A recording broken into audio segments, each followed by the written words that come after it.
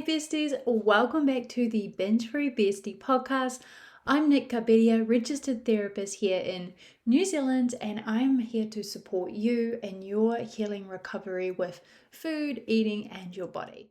Today I want to talk about 3 sneaky little diet culture lies that you might still be believing even if you're quite a wee way down the recovery track. These are things that I hear from the women that I'm supporting all the time, even the ones who are really, really deep in their recovery journey. So that's because diet culture is quite insidious. It is quite sneaky. And these lingering beliefs that diet culture leaves behind are like glitter in your carpet, right? You think that you've moved on, but somehow these little insidious diet culture lies just keep showing up in things like your decisions and your thoughts and the way that you still continue to feel about food in your body. So today we're just going to name some of them. We're going to drag them out into the light and we're going to lovingly kick them out of your brain.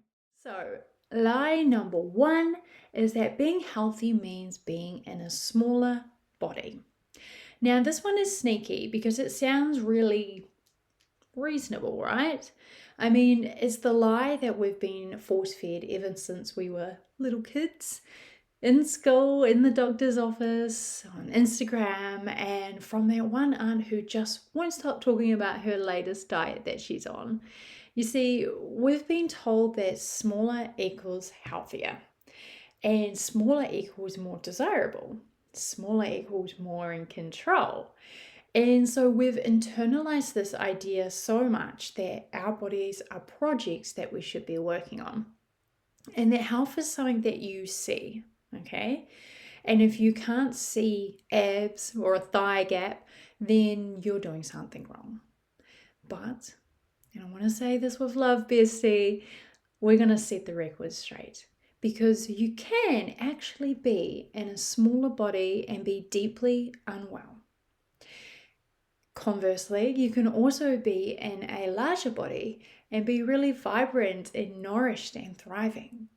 So we know this already, and I've chatted with this topic before, and we know that health is not a dress size. We know that. Even when you're down the road with your recovery journey, we do come to a place of accepting that I don't have to be smaller to be healthy. But like I said, it's just so internalized from many, many, many years of conditioning. So this thought, like I said, is insidious, and it does tend to pop up in women, even women who are quite the way down the recovery track. We know that the BMI is bullshit now. We know it's a really rubbish way of indicating whether somebody is healthy or not. And we know that health is not based on how many people are praising your transformation or the way that you look on the outside. We know this. The kicker, the real kicker here, is that the pursuit of thinness in the name of health often wrecks your actual health.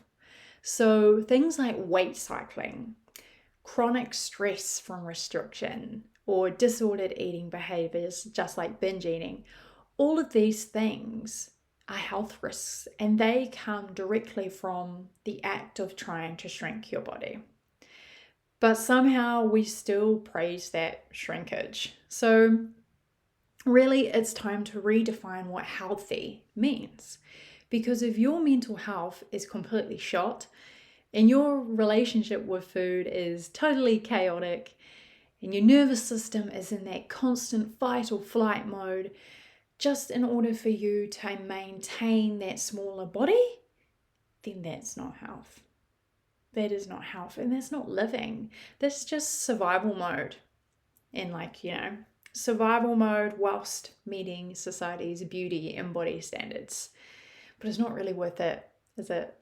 So if your brain is continuing to equate having a smaller body with a better life, I just want you to know that that is not a personal failure, that thought is popping into your mind. That is diet culture doing what it does best, and that is disguising that oppression and that restriction as empowerment. So Thank you for being here in Binge Free Bestie community, because what we are doing is we will be burning that belief to the ground. And we're going to be building something even better in its place, because you deserve to be nourished. You deserve to be regulated. You deserve to be respected. And you deserve to feel safe in any body, at any shape, at any size. Your body's not the problem. It's the messaging around your body. So that's the first lie. The first thing I just wanted to highlight, that diet culture still might be whispering in your ear, even if you have already started your healing journey and started making really big shifts and changes. So what's lie number 2? Lie number 2 is that if I just eat normally, and if you're listening to the audio version of this, I'm doing little hyphens in the air. Normally, if I just eat normally, my body will shrink. Yeah, well, that is a secret fantasy that many women have when they come into my program, the breakup, or they start working with me. There is this kind of unspoken hope, and they do usually admit it, but there is an unspoken hope that if we do it right, i.e. if I just start eating normally, then magically I'm going to start getting smaller and I'm going to heal my relationship with food because of that, and everything's going to be fine and dandy. You see, our body, we think that our body will quietly shrink in the background while we are working on letting go of food obsession. But the thing is, that's really giving diet culture in recovery clothing. You know, what's it? Wolf in sheep's clothing. That's what I'm trying to say there. This is the sneakiest lie of all, right? Because when it feels like you're doing the recovery work, and you really are, you're eating the carbs, finally. You've deleted MyFitnessPal. You're buying bread and you're eating it. But deep down, there's still that little voice whispering saying, you know, if I'm doing this perfectly, soon I'll finally be thin and I'll be healed and I'll be glowing and I'll be effortlessly hot in every photo. I'm going to feel so confident and amazing. But here's the thing. Your body knows when you're still trying to micromanage it. It can feel that tension, right? It feels that you're dysregulated. It feels that you're anxious about food. It feels that you're still feeling unsafe.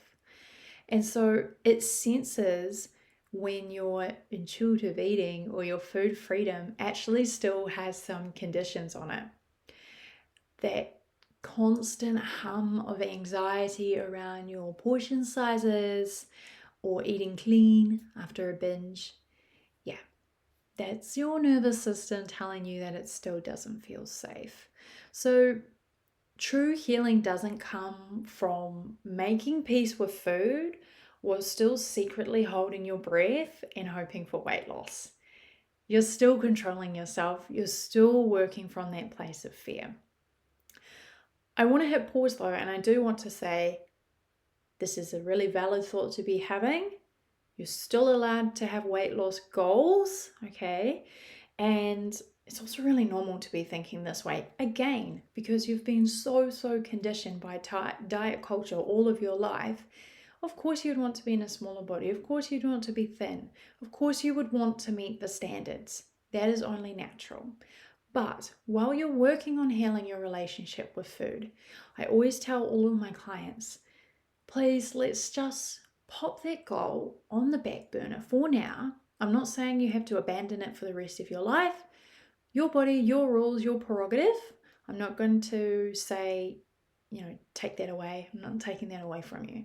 Okay, but you cannot heal your relationship with food, end the binge eating, learn to love and accept your body, whilst also be chasing a weight loss goal. Because the way that you lose weight is through restriction, which is the thing that almost always is causing the binge eating. Okay, and the thing that makes you want to lose the weight is body dissatisfaction. And that again is another huge trigger and driver behind your binge and emotional eating. So you can see the two cannot live together harmoniously. You can't have one and the other. In this case, you actually can't have your cake and eat it. You can't be chasing weight loss and healing your binge eating disorder. You just can't, okay? So real recovery, what does that actually look like then? Real recovery means letting your body take the lead. For now, right? Let your body take the lead for the first time. Start nourishing her without demanding that she performs or presents in a certain way. And just trust that when healing is the goal, not shrinking, it'll all come with time. Because what's really ironic is when your body starts to trust you, trust that nourishment is always available, trust that you're not going to make her do 1,000 burpees, trust that you're not trying to manipulate, trust that you're not bullying, trust that you're not manipulating her anymore. That's when she starts to feel safe, your body starts to feel regulated, grounded. That's when she starts to settle in her own time and in her own way. And what's going to happen is if there is excess weight, and once you do reach that true place of food freedom, then the excess weight will slowly shift and dissipate over time. That's what happens. But as I said, if you keep trying to restrict because you have that weight loss goal, it's really hard to reach that true place of food freedom, that long-lasting, sustainable place, because this weight loss goal is continuing to keep you stuck.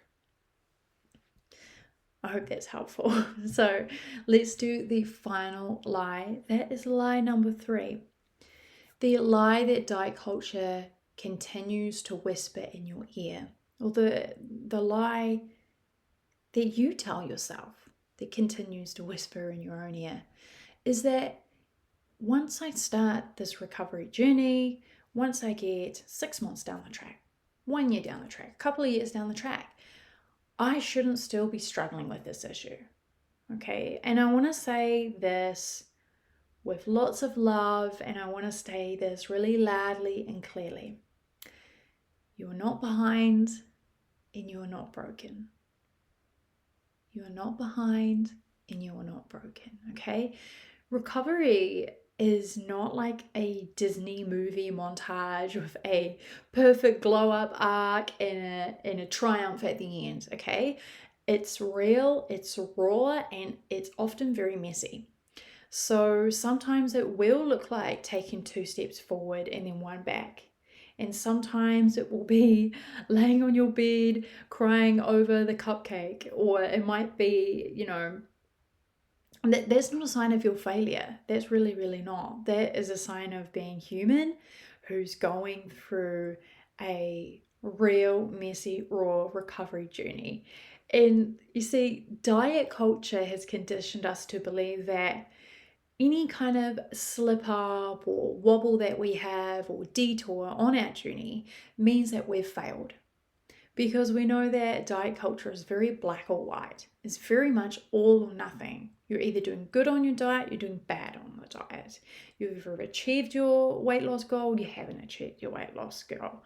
You're a good girl, you're a bad girl, So if you binge eat, and just say you haven't binged in a couple of months, and then one day a binge happens, you get this wave of shame or guilt or hatred towards yourself.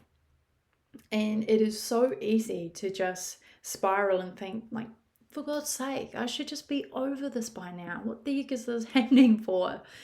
But I want you to know that if that does happen, it's kind of to be expected on any recovery journey, okay? It does not mean that you're back at square one, and it just means that you're meeting a new edge on your healing, okay? You haven't done anything wrong. You're still doing the work.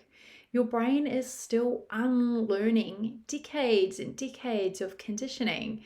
And so you're doing it, actually, to add to that, you're undoing decades and decades of conditioning, but you're still having to live in this society. The society that is constantly triggering you, that is constantly sending you messages that you need to be thin, you need to do this, you need to do that, you need to work harder, you must be productive, you must be successful, you must be beautiful, you must whatever the messaging you're getting is. When you're in a recovery journey, you're not doing it in a vacuum. So this is why I say it's to be expected that there'll be wobbles. And even after maybe a few months binge free, you might have a binge because, again, this society just becomes like too much, or life throws you a curveball that is actually really hard to manage. And so you turn back to one of your old coping strategies, which might be food. It's okay. Instead of spiraling, all I need you to do is just pause, breathe, and speak gently to yourself and say, hey, you know what? I'm still learning. This doesn't undo all of my progress so far. I'm safe. I'm okay. And I can be kind to myself. Self-compassion, like what I just demonstrated there, it's not fluffy. And I know sometimes it can get a bad rap as being like really woo-woo, but self-compassion is radical. It is a tool. It is a science-backed tool, actually, and it is something that can really, really carry you through to the next stage of your recovery journey. So just remember that every time you do have a binge or a slip up or something like that, it's just an invitation. It's an invitation to learn something new about yourself. It's an invitation to tend to yourself, but it is not an invitation to punish yourself. Okay, and that's probably what you did in the past, because of course you did. We are taught to punish ourselves if we do something like fall off the diet or have a binge episode. We are taught we punish ourselves through eating less the next day by moving an excessive amount of, doing those 1,000 burpees because I had a binge yesterday. That's punishing yourself, and we don't do that anymore when we're in a recovery journey. So know that every hard day that you have along the way is just a cue to soften. It's not a cue to tighten the reins. Every step that you're taking right now counts. And I would say even the shaky ones are probably the most important ones, because as I said, opportunities for learning, opportunities for growth, opportunities to show your body that she can trust you. Okay? So let's stop measuring our success by how perfect you're doing this whole recovery thing. And let's start measuring it by how much grace that you're giving yourself when things are really hard. Just an idea. So what comes next? Next, I want you to just take a breath, maybe grab your journal if you have one. I really suggest that if you haven't got one, get yourself a beautiful journal and dedicate it to this work that we're doing here together. Create a space for yourself to be able to really dedicate, create a dedicated space where you can dive deep, where you can feel safe, where you can ask yourself, like what we've listened to today, which of these lies, which of these beliefs are still lingering for me? If you name them, you take away their power. If you name them, they come down off the pedestal. Once you see them clearly, you take the power back. Okay? You deserve a full spectrum of freedom with food. And not just from the binges, not just from the diets, but from the beliefs that just continually say that your body and you are the problem. So if you're ready to go deeper and you actually want to rewire those beliefs, you want to regulate your nervous system, and you are ready to break the binge restrict cycle for good, then you know where to find me. I'm right here. In my signature program, The Breakup, is where we can do the work together. So if you're feeling that little niggle in your gut, that little pull that says, you know what, I think I am actually ready, then I would absolutely love to invite you into the breakup. Because what I'm doing there in that space is not just another diet plan, it's not another tracker, and it's not another temporary fix. It is an 8-week, step-by-step, no bullshit program that's going to help you to stop the binge and emotional eating. It's going to help you to heal your nervous system, build that body trust, and finally feel at peace with food without needing to change your body to be worthy. So part of the breakup, you're getting over $1,500 worth of bonuses when you join up. That includes like a really cool mindfulness and nervous system reset library that I've created, meditations, EFT tapping. You get a beautiful Binge Free handbook, which is tailored just for you. You get lifetime access to 8 transformational therapist-led learning videos that are going to take you step by step from, feeling out of control with food to that food freedom that we've been talking about. So if you're keen for that, head to the show notes. Enrollment is open. Just click on the link and you'll find yourself where you need to be. If you want to connect with me or you have any questions, you can find me over on Instagram at Binge Free Bestie. I love connecting with my community, so please, even if it's not asking a question, just come in and say hi and let me know that you've joined the community so that I can welcome you with big open arms. So thank you so much for listening today, bestie. I hope this has been helpful. If the episode hit home, send it to somebody who needs it, or leave me a review so that more women can find the work that I'm doing. Wishing you all the best and hope you have a fabulous day. Sending you the biggest love. Ciao for now.